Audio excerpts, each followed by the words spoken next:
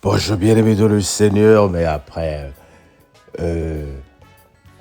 une semaine bénie, nous disons merci à Dieu parce que nous avons écouté la parole de Dieu toute la semaine. Sois fier de toi, clap for yourself parce que tu l'as fait. Jérémie 14, verset 13 jusqu'au verset 22. Je répondis à Seigneur, voici les prophètes leur disent, vous ne paierez point de paix, vous n'aurez pas de famille, mais je vous donnerai dans ce lieu une paix assurée. Et l'Éternel me dit, c'est le mensonge que prophétisent en mon nom les prophètes. Je ne les ai pas envoyés, je ne les ai point donné l'ordre, je ne les ai point parlé. Ce sont des visions mensongères, des vaines prédications, des tromperies de leur cœur qu'ils vous prophétisent. C'est pourquoi ainsi parle l'Éternel sur les prophètes qui prophétisent en mon nom, sans que je les ai envoyés, et qui disent il n'y aura pas dans ce pays ni épée ni famille. Ces prophètes périront par l'épée et par la famine. Et ceux à qui ils prophétisent seront étendus dans les rues de Jérusalem par la famine et par l'épée. Et il n'y aura que personne pour leur donner la sépulture, ni à eux, ni à leurs femmes, ni à leurs fils, ni à leurs filles. Je répandrai sur eux la méchanceté. Dis leurs paroles et les larmes coulent de mes yeux nuit et jour.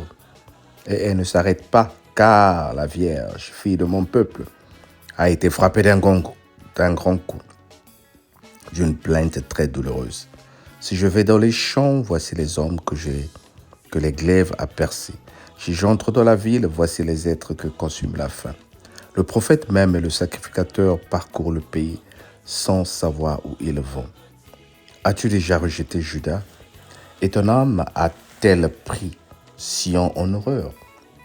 Pourquoi nous frappes-tu sans qu'il y ait pour nous la guérison? Nous espérons la paix et il n'arrive rien d'heureux. Un temps de guérison et voici la terreur. Éternel, nous reconnaissons notre méchanceté, l'iniquité de nos pères, car nous avons péché contre toi. À cause de ton nom, ne nous méprise pas, ne nous déshonore pas le trône de la gloire. N'oublie pas, ne romps pas ton alliance avec nous. Parmi les idoles des nations, en est-il qui fasse pleuvoir? Où est le ciel qui donne la pluie? N'est-ce pas toi, notre Dieu?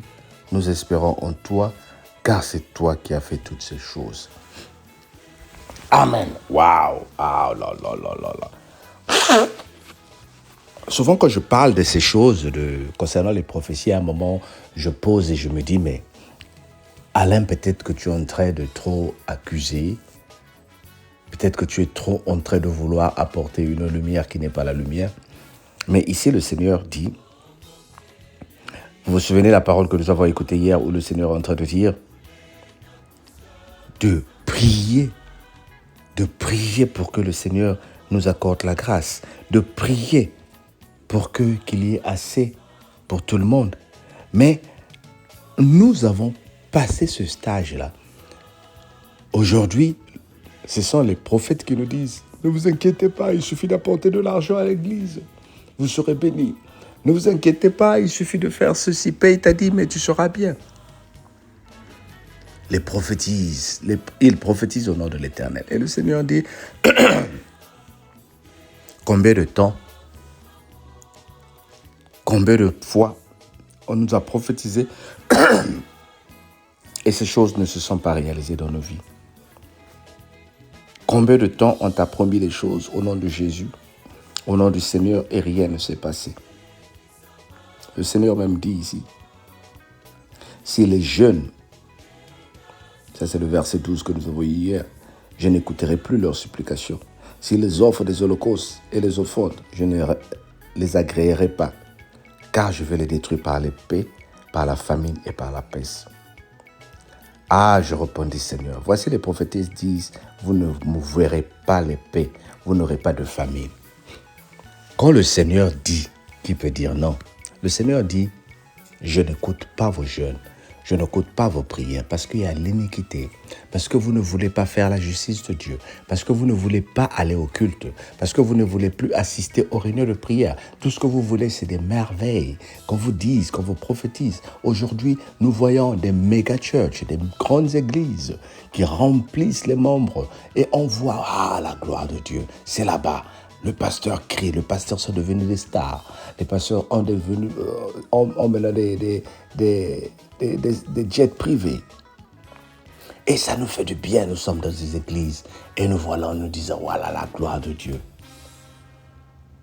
Mais une fois que tu sors de cette église-là, tu réalises, oui, votre église, elle est grande. Vous avez beaucoup de gens. Vous avez beaucoup de membres. Le pasteur achète beaucoup de choses dans l'église. Et toi, ta vie? Et toi, ta famille? Et toi, ta maison? Qu'est-ce qui a changé? Bien-aimé, l'heure est à eux.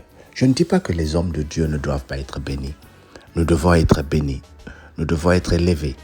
Mais plus, la Bible dit, la bénédiction tombe sur la tête et à l'affect, elle tombe sur les pieds. Elle tombe sur la tête d'Aaron et elle descend sur les pieds.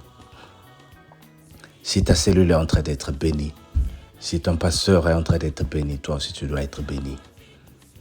Il doit se réaliser la grâce de Dieu. Sinon,